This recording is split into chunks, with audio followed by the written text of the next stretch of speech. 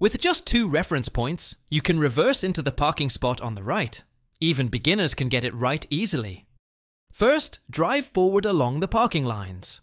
When the B-pillar aligns with the center of the parking space, stop for a moment. Try stretching out your arm. Does it also line up with the center of the space?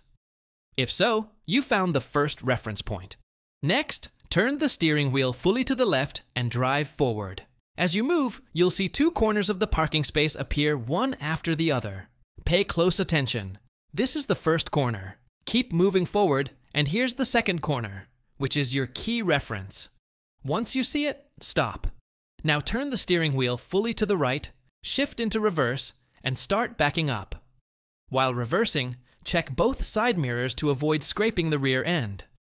When your car is parallel with the parking lines, pause, straighten the wheel, and continue reversing. Once your mirrors align with the car next to you, you've successfully parked.